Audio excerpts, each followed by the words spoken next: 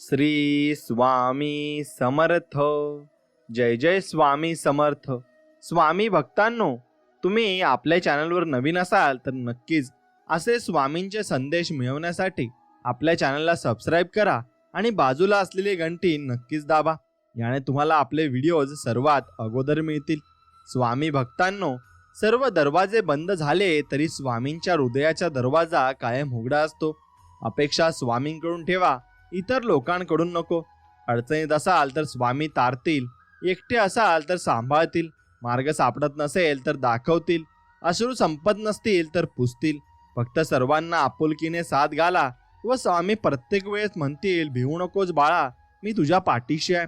असे स्वामी संदेश ऐकण्यासाठी मित्रांनो, व्हिडिओला लाईक करा आणि दररोज स्वामींना प्रार्थना करा. आणि हे विश्वातील माझ्या गुरुराया, मी तुला नमस्कार करीत आहे आणि माझ्या नमस्काराचा स्वीकार कर.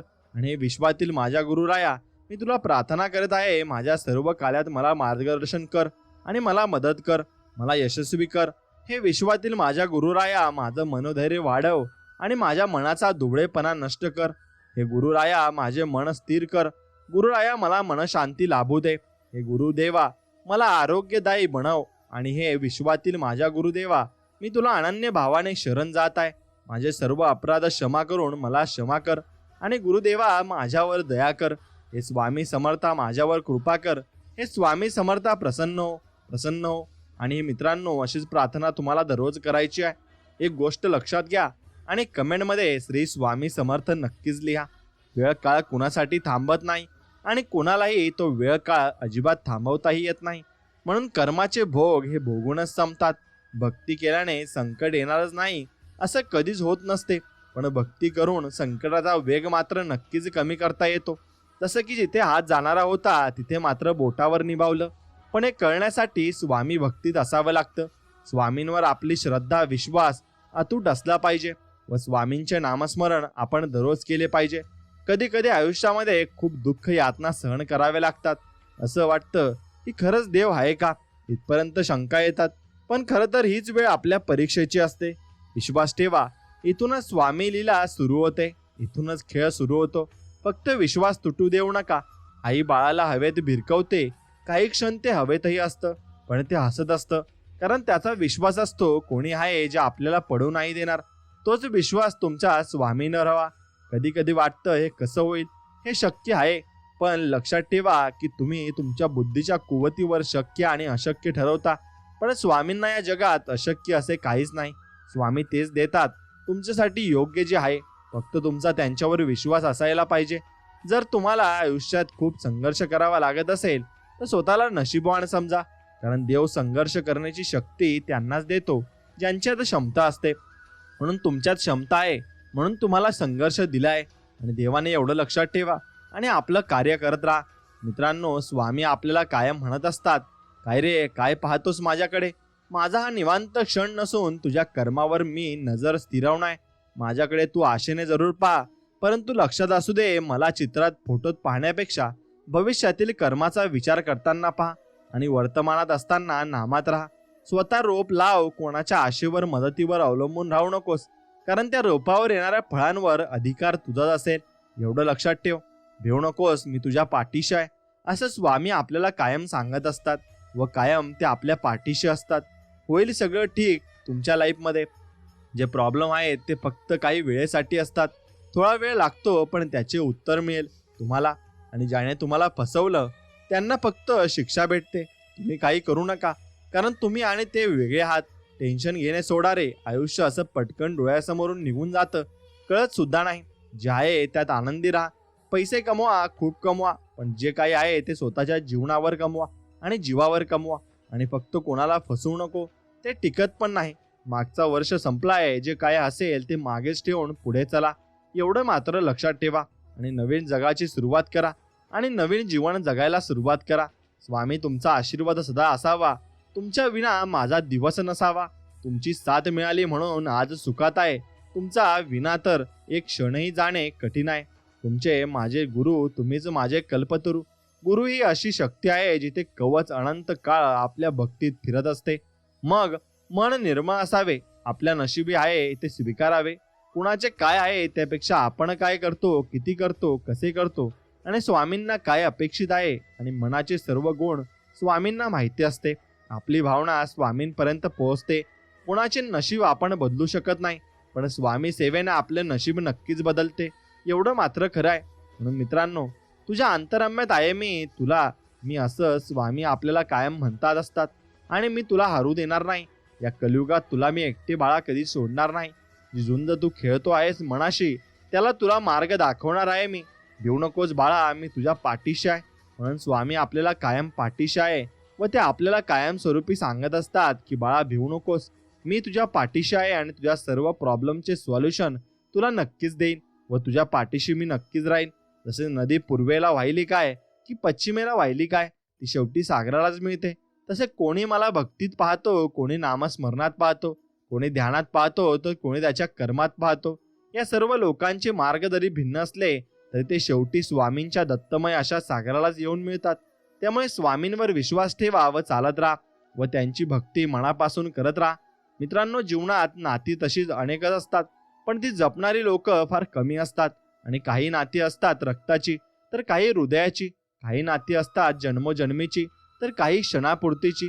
काही नाती असतात केसांसारखी न तुटणारी, पण वेळ आलीच तर वाकणारी. काही नाती असतात लांबूनच आपली म्हणणारी, जवळ गेल्यावर मात्र दूर करणारी. काही नाती असतात पैशाने विकत घेता येणारी, तर काही प्रेमाने आपलीशी करणारी. काही नाती असतात न जोडता सुद्धा टिकणारी, तर काही जोडून सुद्धा तुटणारी. अशी नाती तुम्हाला आयुष्यामध्ये भरपूर मिळतील, पण तुम्ही ज्या वेळेला स्वामींशी नाते जोडाल त्यावेळेस तुम्ही तरुण जाल व सगळे संकट तुमचे नष्ट होऊन जातील. आणि स्वामींच्या मनात काय असते आपल्याला ज्ञात नसते. आपण जे हवे आहे ते आपण स्वामींकडून मागत राहतो. आपले कल्याण कशात आहे हे स्वामी आपल्यापेक्षा जास्त चांगले समजते. म्हणून स्वामींच्यावर पूर्ण विश्वास ठेवा आणि ते आपल्याला कधीच सोडून देत नाही, आणि हे लक्षात घ्यावे. म्हणून प्रार्थनेमध्ये प्रचंड सामर्थ्य असते. प्रार्थना आपल्यावर आलेला प्रसंग बदलू शकत नाही, पण मात्र आपल्या प्रसंगाकडे बघण्याची वृत्ती बदलते, तिला अधिक सकारात्मक करत असते. म्हणून मित्रांनो, गुरु जे सांगेल ती प्रेरणा असते. गुरुने सांगितल्यावर आपल्या मनात जे निर्माण होते ते आपल्या दृष्टीसमोर जे येते ते सूक्ष्म चैतन्य असते. जीवनाची, दिवसाची व आपल्याला जीवनाची एक साक्ष असते. म्हणून मित्रांनो, आणि आहे ज्यात त्याचे जे आपल्याकडे पाहणे असते ते केवळ पाहणे नसते, तर ती सूक्ष्म असा आपल्या पाठीशी असतो आणि आपली गाठ मात्र सख्याशी असते.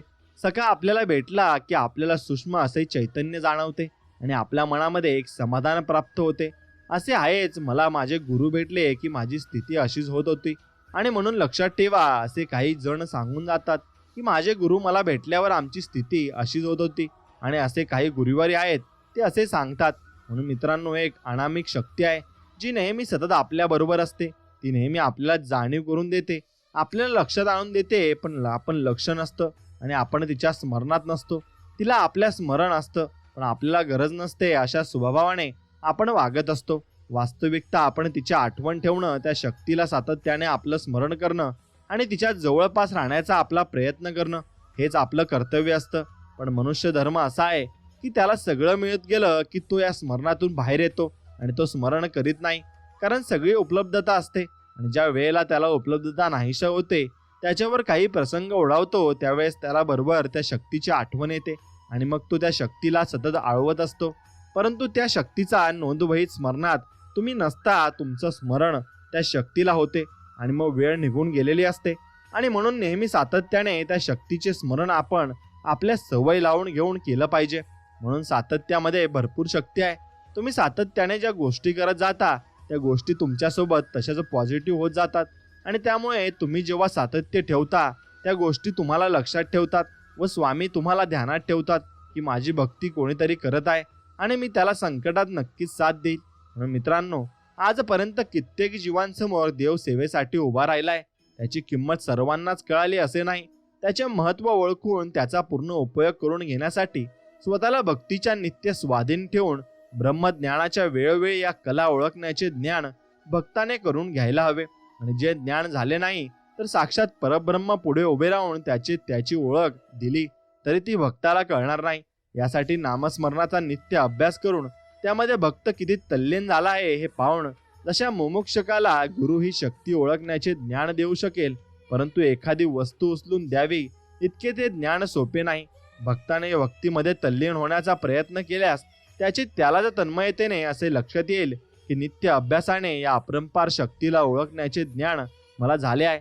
म्हणून मित्रांनो, एक लक्षात ठेवा, आपण पण जेव्हा स्वामींच्या चरणावर जात असतो तेव्हा आपले संकट आपोआप दूर होत असतात. आपलं मन काही कारणांनी जेव्हा अस्वस्थ असतं त्यावेळी शांत राहावं, कुणाशीही काही बोलू नये.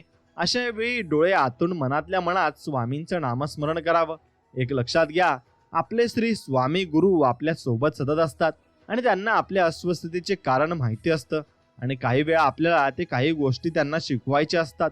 नामस्मरण सुरू केल्यानंतर काही वेळात आपल्या अस्वस्थतेचे ढग विरून जातात, मनाला प्रसन्न वाटतं. अनेक प्रश्नांची उत्तरे आपल्याला अगदी सहजगत्या मिळतात, खूप काही शिकावयास मिळतं. म्हणून ज्या वेळेस मन अस्वस्थ असेल त्यावेळी कुणावरही राग न काढता नामस्मरण करणं हा एक चांगला उपाय मार्ग आहे. आणि त्यामुळे नामस्मरणामध्ये जी शक्ती आहे ती कशातच नाही. आणि मी तुम्हाला नेहमी तेच सांगत असतो, नामस्मरण करा, तुमचं कल्याण होऊन जाईल.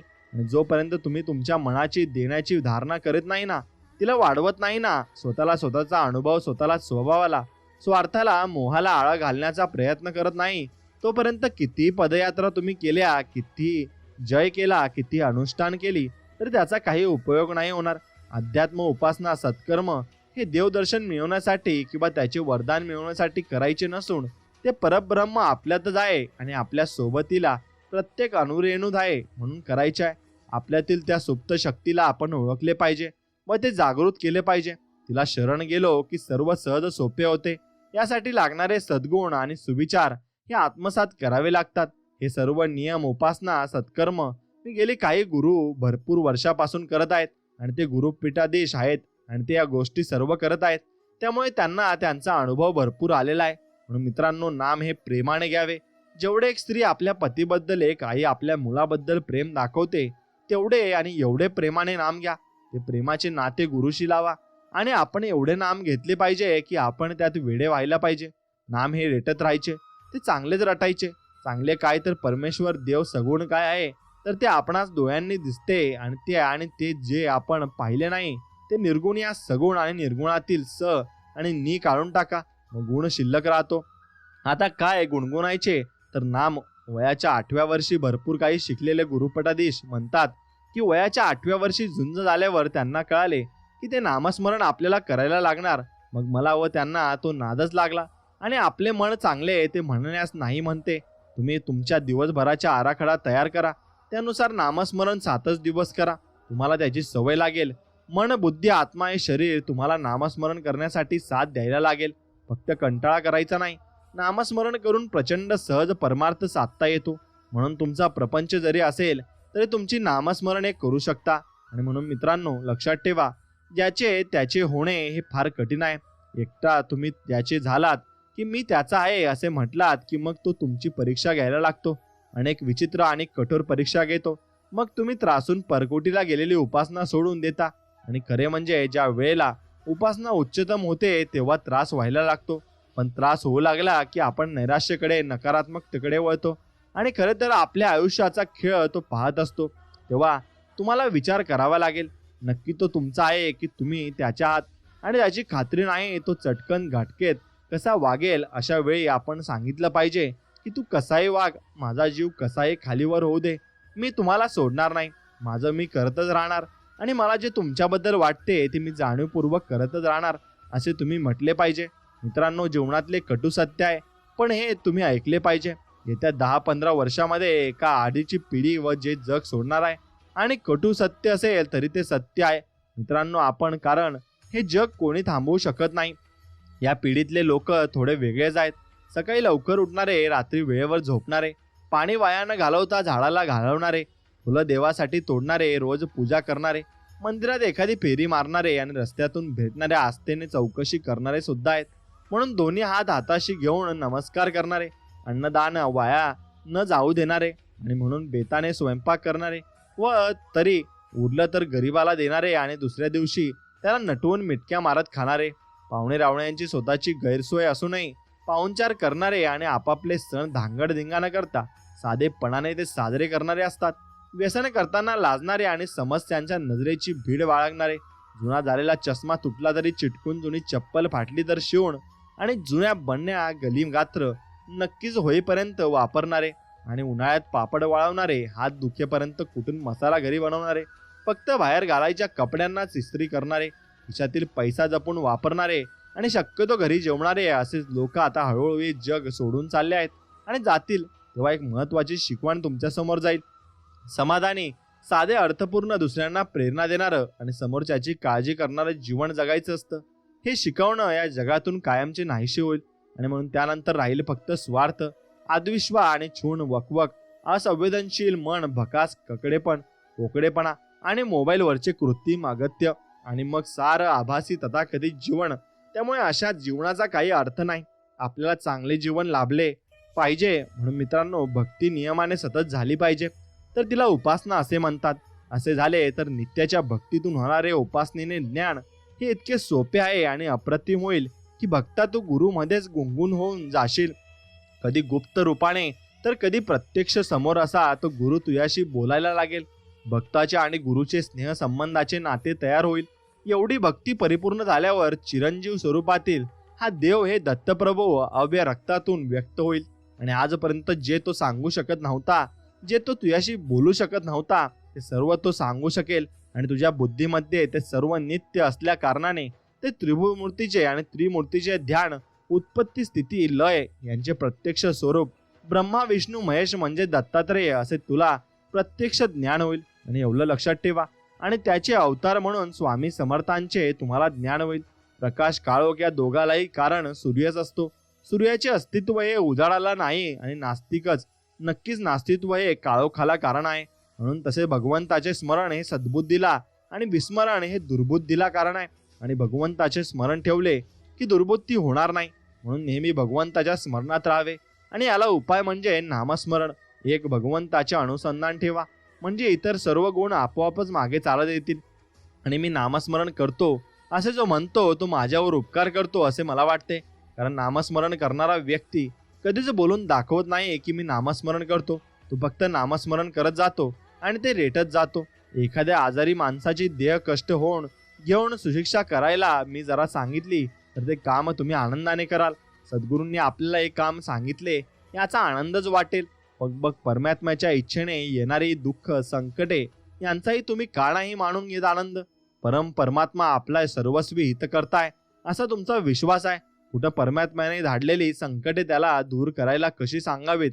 दुसरे असे की भोग हा भोगलाच पाहिजे. आजा जर भोगला नाही तर पुढे तर भोगावेच लागणार ना. त्यामुळे ते भोग आत्ताच भोगून घ्या म्हणजे तुम्हाला पुढे सुखाचे दिवस येतील. स्वतःचे मन स्वतःला खाते याला काय करावे आणि आपली पापे मनात आणू नयेत. काल झालेले आज नाही सुधारता येणार, पण चालू क्षण मात्र दौडू नका. निराश कधी होऊ नका. खरोखरच भगवंताचा विसर पडणे याहून दुसरे मोठे पाप नाही. प्रल्हादाने एकदा नाम घेतले ते शेवटपर्यंत काही सोडले नाही. त्या नामानेच तो तरला आणि त्या भावनेनेच तो उद्धरून गेला. म्हणूनच ही भावना वाढवण्याकरता आपण नामाच्या अखंड ठेवेठेवासेपणाने आनंद साक्षात्कार होणे हाच मोक्ष होय. भगवंताकडे एकदा दृष्टी लागली की बाकीच्यांचा त्याग आपोआपच होतो. देवा हवा आणि देव हवा असणे वाटणे ही देवाची बुद्धी आणि विषय हवा असे वाटणे ही देहाची बुद्धी. एवढे मात्र लक्षात ठेवा मित्रांनो. एकदा वैद्याने सांगितलेले औषध आणि पथ्य मनुष्याने पाळले नसते तर त्या वैद्याचे काही नुकसान होते का नाही. त्याप्रमाणे संत लोक जे आपल्याला करायला सांगतात त्यात त्यांना स्वतःला काही मिळवायचे असते का नाही. त्यांनी तुमच्या कल्याण करता ते साधन सांगितलेले आहे, तर तुम्ही न कराल तर त्याचे काही नुकसान नाही, तुमचेच नुकसान आहे. त्यामुळे त्यांचे नुकसान होत नाही. ते तुम्हाला चांगल्याच गोष्टी सांगत असतात. फक्त आपण किती आत्मसात करतो यात भरपूर शक्ती आहे. आणि मित्रांनो, लंकेत गेल्यावर मारुती रायांनी विभीषणाला बोलता बोलता प्रश्न केला की अनाचाराने कोंडलेल्या या वातावरणात आपल्या इतक्या शीलपणे राहू तरी कसे शकता. यावर त्यांनी उत्तर दिले, 32 दातांच्या काटेरी कुंभणात जीभ जशी अलगद वावरते तसेच मी राम राम नावाला जीभ वाहिल्याप्रमाणे जे जगते आजच्या काळातील दूषित वातावरणात मी जो भगवंताच्या नामाची कास धरून राहील त्याला असे सत्वशील खास राहता येईल. म्हणून भगवंताचे नाम हे भरपूर महत्वाचे आहे. नाम हे साधनही आहे आणि साध्यही आहे. आपण आज जे नाम घेतो तेच नाम शेवटपर्यंत कायम राहते. परंतु देहबुद्धी जसजशी कमी होऊन जाईल तसतसे नाम अधिकाधिक व्यापक आणि अर्थगर्भ बनत जाते आणि शेवटी नाम हे परमात्म स्वरूपच आहे असा अनुभव येतो. पंढरपूरला जायला पुष्कळ रस्ते आहेत, परंतु सर्वांना शेवटी बारीतूनच जाऊनच दर्शन घ्यावे लागते. त्याचप्रमाणे इतर साधने जरी केली तरी नाम साधन केल्यावरच आत्मस्वरूपाची प्राप्ती होते. आणि एवढे मात्र खरे आहे, कारण तुम्ही जर नाम हे मनापासून घेतलं आणि मनापासून नामस्मरण केलं तर ते भगवंताजवळ पोहोचतं असतं. काळजी न करताना देखील प्रयत्न होणार नाही असे नाही, उलट प्रयत्न दुप्पट करावेत म्हणजे फळ येईल. ते भगवंताच्या इच्छेने आले ना या भावनेने समाधानात मानायला पहिल्यांदा आपण शिकावे. आणि ते असले तर असू दे आणि नसले तर नसू दे अशा मनाच्या अवस्थेत जो राहील त्यालाच काळजी सुटेल. आणि आपण किती परस्वाधीन आहोत हे जरी आजारी पडलो की म्हणजे समजते, तेव्हा आपल्या हातात किती सत्ता आहे हे ओळखून राहावे. एवढे लक्षात ठेवावे, एकदा एखादा त्यागी मनुष्य सर्व देईल पण स्व देणार नाही. स्व देणार मग सर्व ठेवेल तरी चालेल, पण सर्व देऊन स्व ठेवता ठेवला तर ते मात्र चालणार नाही. म्हणजेच मी देतो ही भावना राहिली तर सर्वच देणे वाया जाते. मुख्य म्हणजे त्यातील वासना गेली पाहिजे तर खरे सुख लागते. आणि देह हा पाया धरून त्यावर इमारत बांधू लागलो तर इमारत पक्कीच कशी होणार. मी माझा देह म्हणतो, पण ताण येतो येणे न येणे, इजा होणे न होणे हे आपल्या हातात आहे. का मी माझे रक्षण करेन असे म्हणतो, पण वाटेत ठेच लागून पडल्यावर लोकांनी मला घरी आणावे लागते. म्हणजे जीवित किती परस्वाधीन आहे एवढे लक्षात येते.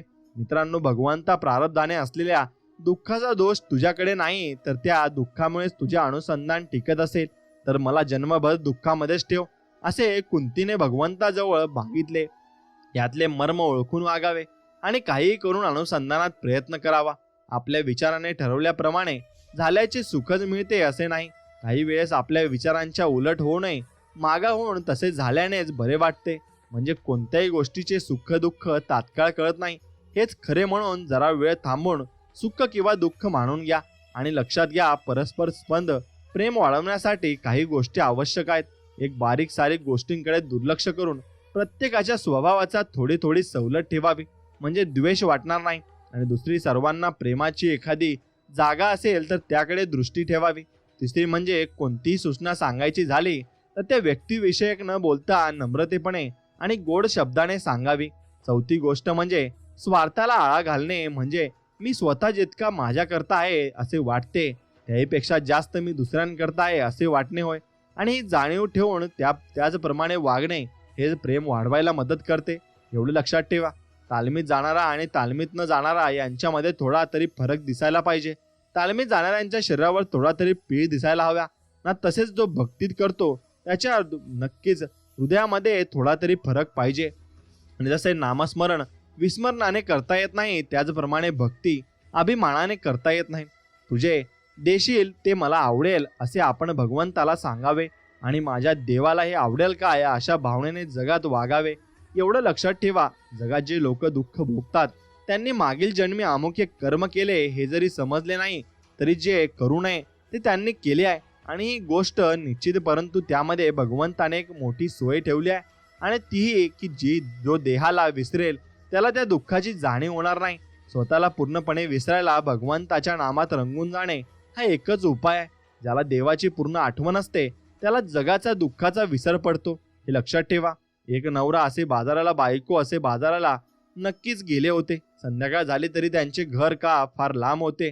ते दोघे आपापसात बोलत होते की आता उशीर झाला आहे, रात्रीची जाणे नको, तेव्हा आज इथेच राहू आणि सकाळी जाऊ.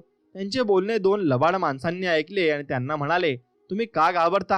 आम्ही बरोबर आहोत ना, आम्हाला तुमच्या पुढच्या गावाला जायचे आहे.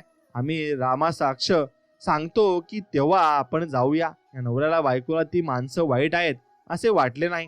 पुढे एका गेल्यावर त्या लोकांनी त्या बाईच्या नवऱ्याला झाडाला बांधले आणि त्या बाईच्या अंगावरचे दागिने काढून घेतले. पुढे त्या बाईच्या पदराला हात लावूनच ती बाई रामाचा धावा करू लागली. आणि स्वामी समर्थ आणि श्रीरामा श्रीरामा या लोकांचा विश्वासावर आले नाही आणि त्यांनी तुझी साथ सोडली, तुझी शपथ पाहिली आणि त्या शपथेच्या विश्वासावर मी आले, माझे रक्षण करणारा आता तू जायस असे म्हणू लागले.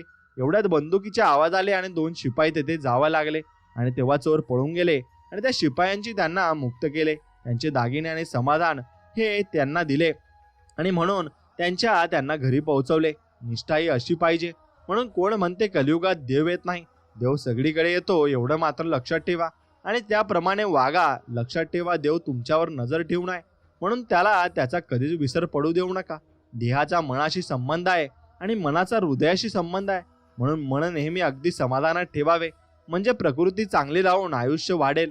तिथे असमाधान फार, तिथे दुष्ट व्यक्तींच्या आणि शक्तींचा काम करायला वाव मिळतो.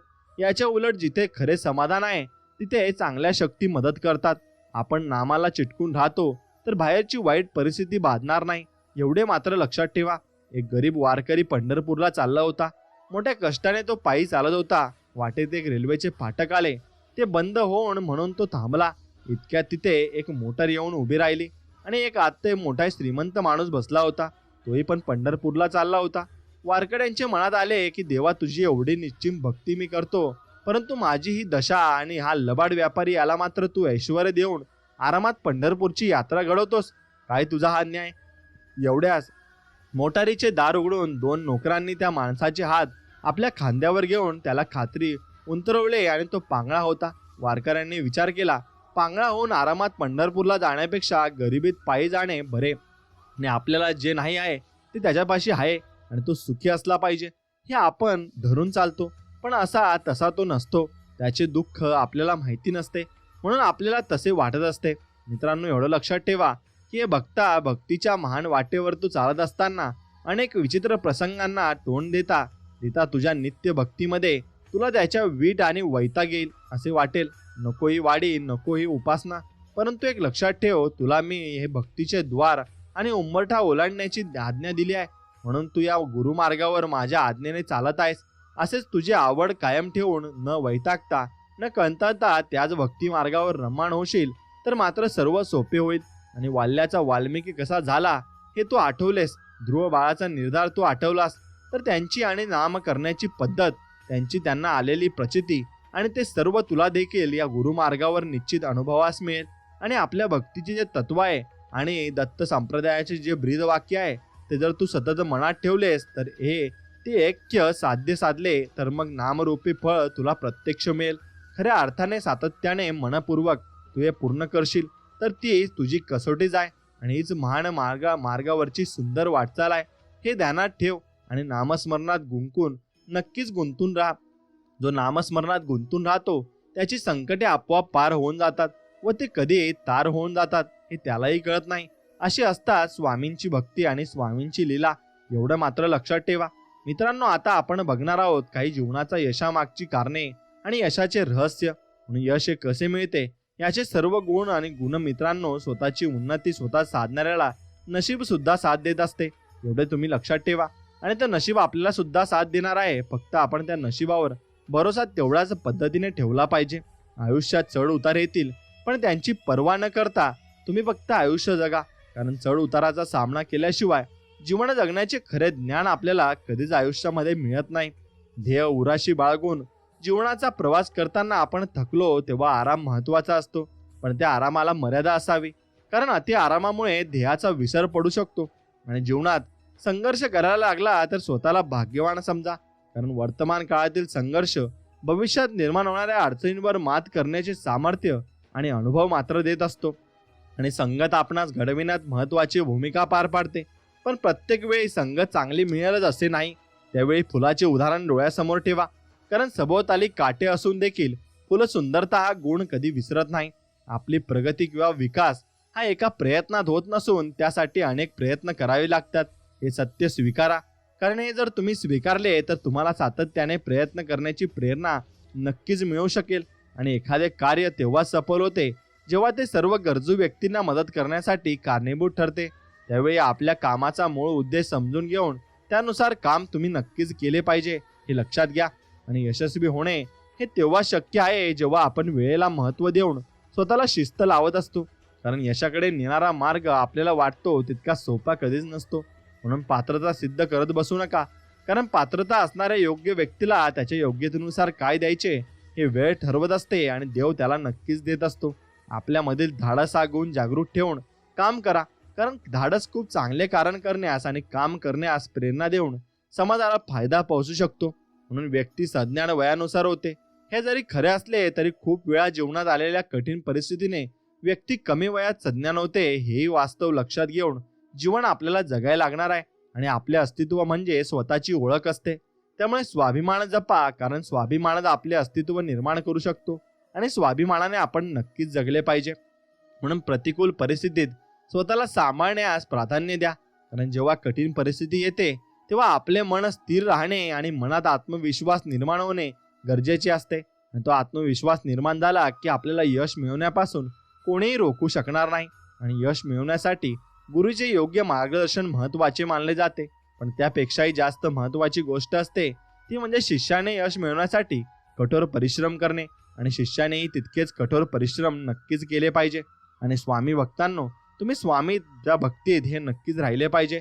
आणि स्वामी भक्तांनो, हा संदेश तुम्हाला मनापासून आवडला असेल तर नक्कीच या संदेशाला एक लाईक करा आणि आपल्या कमेंटमध्ये श्री स्वामी समर्थ लिहा. आणि तुमच्या आवडत्या मित्राला व्हिडिओ पुढे नक्कीच पाठवा. आणि आपल्या चॅनलला सबस्क्राईब करून बाजूला असलेली पाहिजेची घंटी ही नक्कीच वाजा. नक्कीच तुम्हाला आपले व्हिडिओ लवकरात लवकर मिळतील. चला तर मग भेटूया नवीन एक व्हिडिओमध्ये. तोपर्यंत श्री स्वामी समर्थ. जय जय स्वामी समर्थ. धन्यवाद.